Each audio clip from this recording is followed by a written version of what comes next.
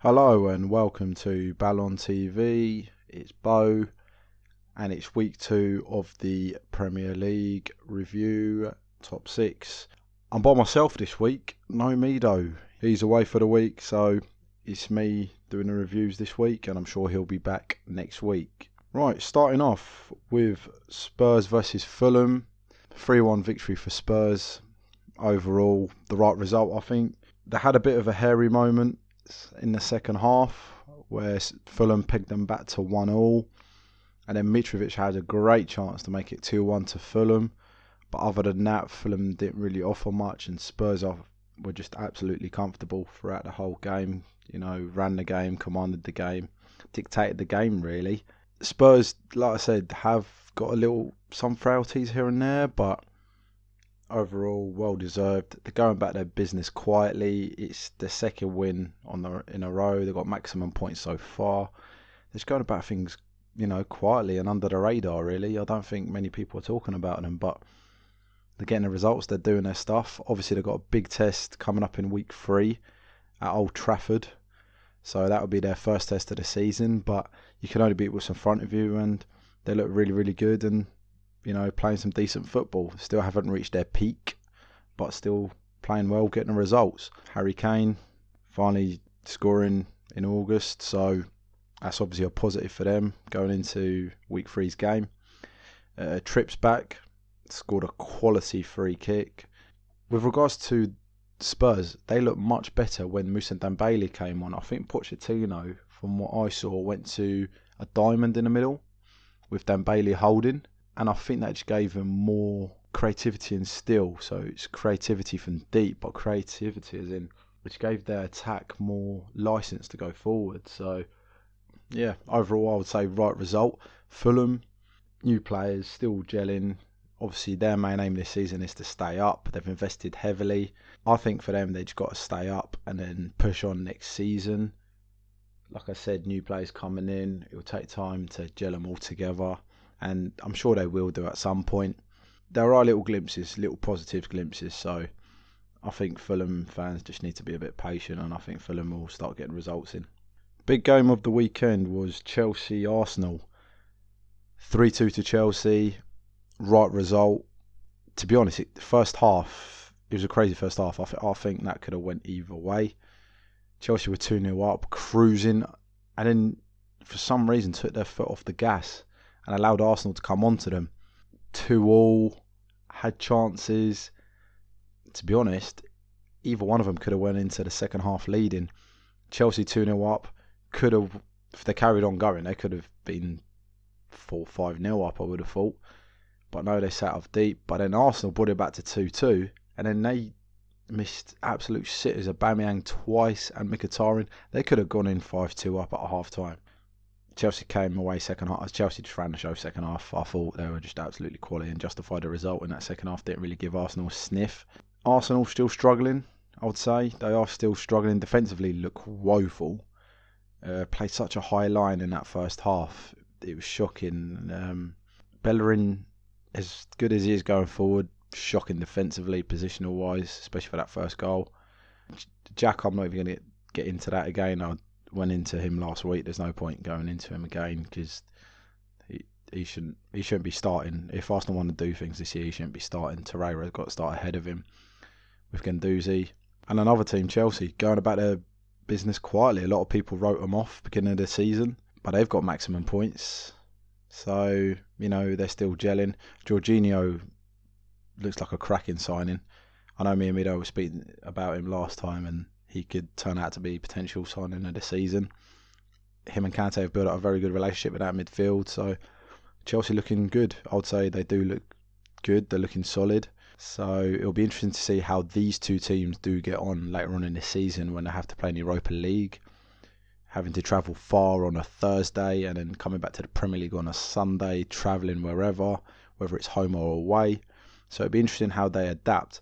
But I think Chelsea have the stronger squad to handle Europe and the Premier League better than Arsenal. Their squad looks a bit more in depth and quality as well, more than anything compared to Arsenal. I think Arsenal breeze through the groups. and then struggle in the knockout games. But I think Chelsea will have a solid team. Arsenal need to get some points quick. Big game coming up against West Ham.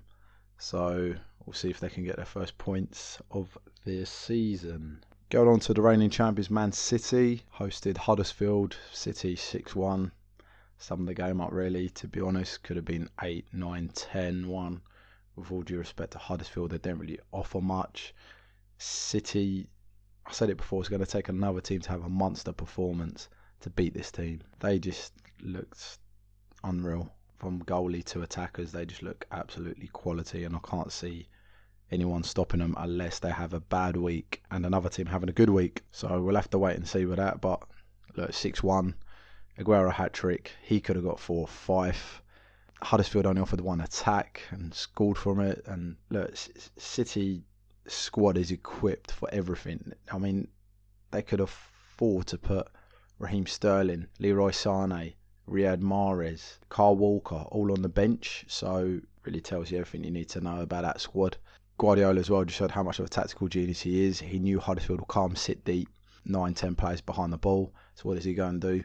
Goes free at the back, gives the license for the midfield and the strikers to just attack at will.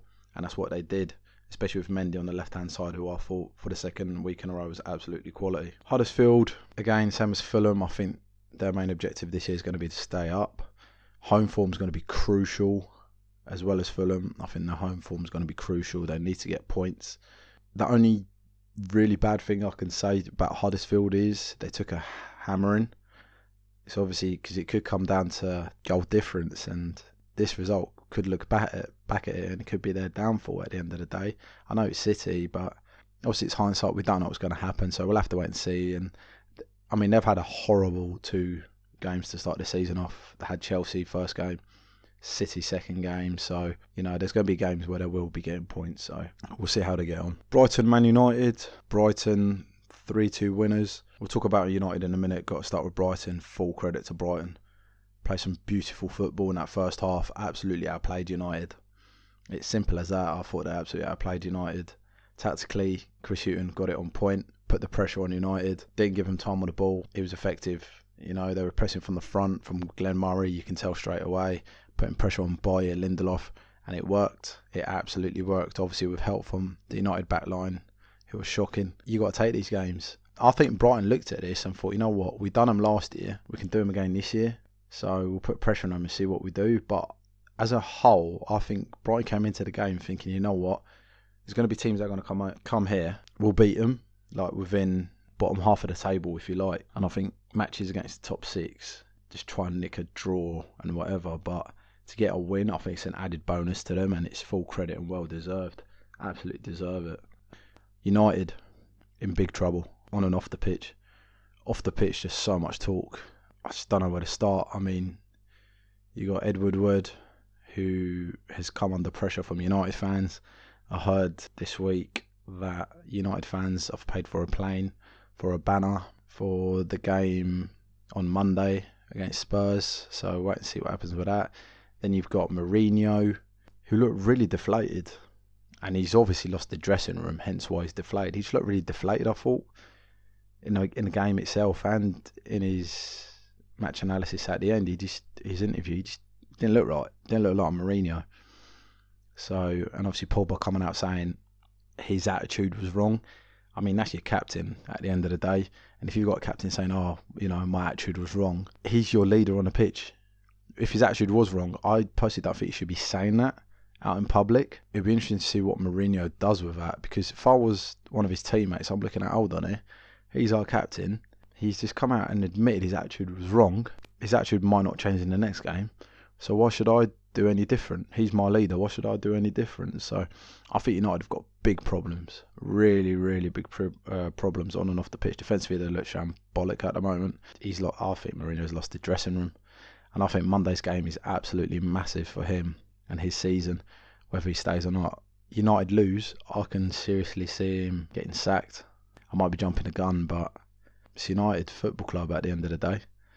One of the powerhouses of European football and world club football. So for things like that to happen, it will never happen in the Fergie era. They are the most successful team in England whether you like it or not. And this is me being a Liverpool fan, you know. You've got to be honest. They are the most successful team ever in England, and it's not good seeing them like that. And you can see the Man United fans, like, their pain in their faces. Rashford needs a chance to play. I think he needs to start games more. Lukaku needs help finishing. If he scored that first one in the first half to make it 1-0, could have been a different story. But a lot of work, something needs to happen, definitely within their team. And hopefully next week I'll be able to speak to Mido and see his views as a United fan, what he thinks of what's happening so far. And obviously I want to hear from you guys, you know, United fans and any other fans really, just to let me know what you guys think has been going on, and, you know, leave comments below this video and just give me your thoughts and opinions, because this is what it is. We're fans, we have opinions at the end of the day. My opinions might not be the same as yours, so please let me know. It'd be really, really interesting to read and find out what your opinions are. So United, yeah, I fear for them at the moment. Really, really do fear for them. Palace Liverpool. Liverpool come away with a 2-0 win. I think the result flatters Liverpool, to be honest. I think Palace really gave them a game, and I think Liverpool got away with this. It was an ugly win. If you're going to call it right, I thought it was a really ugly win. If it was last year, it could have ended a draw or Liverpool a 1-0 loss. But it just shows how forward they've come. It could have went either way, and Liverpool's front three still haven't hit the ground running. I say front three. Salah and Firmino haven't. Mane's been quality so far, but for me, Naby Keita's quality as if he's played in the Premier League for 10 odd years. It's same as Jorginho. They just look so comfortable in the Premier League, and he's so effective from deep. There's one bit in the game where Alisson passed him the ball and he done like a Cruyff back heel turn, sent Townsend out of the stadium, drove forward and then just clipped a lovely ball over the top for Salah. And that's where he's most effective, from deep. And players just can't get near him. Low centre of gravity. Other teams don't know what to do with him, which way he's going to go. He's a tricky player. He's clever more than anything. So reads the game so well. I think he'll defy Liverpool's season this year. 100% he will defy their season. But look, Liverpool again, same as Tottenham, same as Chelsea, same as Man City. And I know there's a couple of teams out there as well. Maximum points, putting the pressure on City. It's all you can do really against the City team. So Liverpool just got to keep going and just see what happens. The only issue I have with Liverpool is Virgil van Dijk gets injured, then you got a problem in defence. You're back to square one pretty much. So I think the next thing Liverpool probably look at is probably a centre half with a playmaker in an advanced role.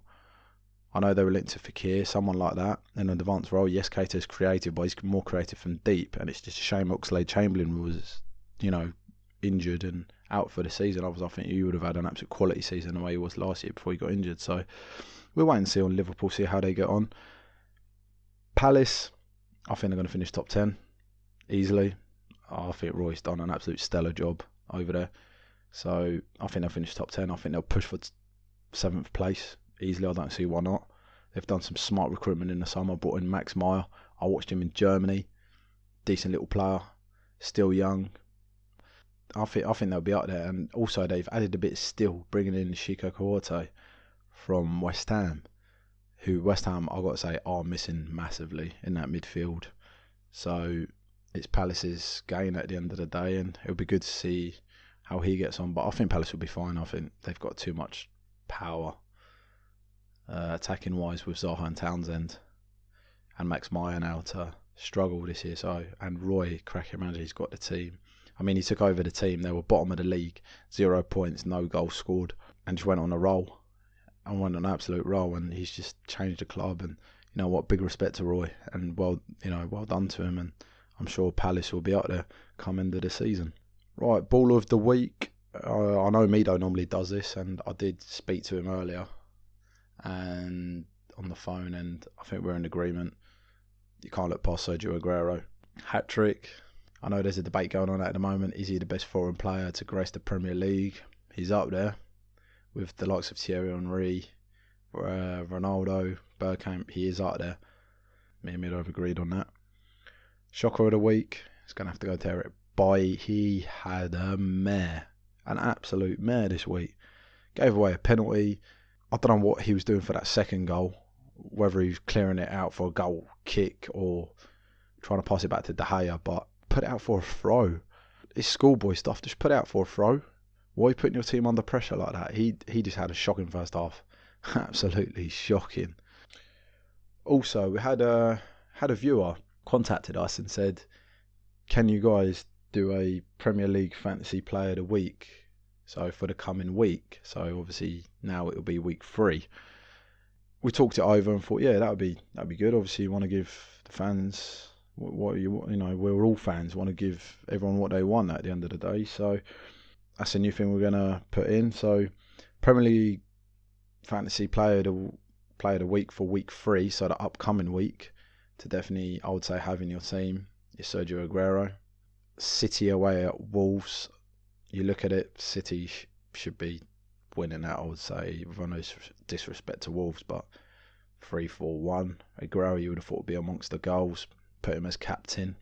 If there is anyone else, I'll probably say Sadio Mane. Liverpool Brighton at Anfield. He started off the season well, so maybe Mane, but 100% I'll go for Sergio Aguero. A shoo-in, definitely. Even I've got him as my captain in my fantasy team.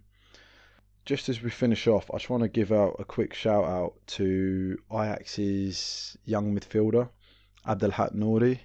I don't know if many of you know this, but he collapsed last year in 2017 during a game for Ajax, and he's been in a coma for just over a year. And reports came out recently that he started communicating with his family and with the doctors. I think his brother came out in an interview or social media and said that he's progressing well, and it's just fantastic to hear. Such a young player, it's just absolutely fantastic to hear that he's doing well, he's communicating, and it's not nice at the end of the day, whether it's football, non-football, it's just not nice. It's life at the end of the day. So fantastic news, and I'm sure everyone hopes he makes a full recovery and we hear positive news from him, so that'd be good. Right, thanks for joining us. That's week 2. Week 3 coming up, some big games. Mido will be back with me next week. Please remember to subscribe and like this video to keep up to date with all the latest football talk. Don't forget to follow us on Instagram at ballon.tv and on Facebook. Thank you very much, and see you on the next one.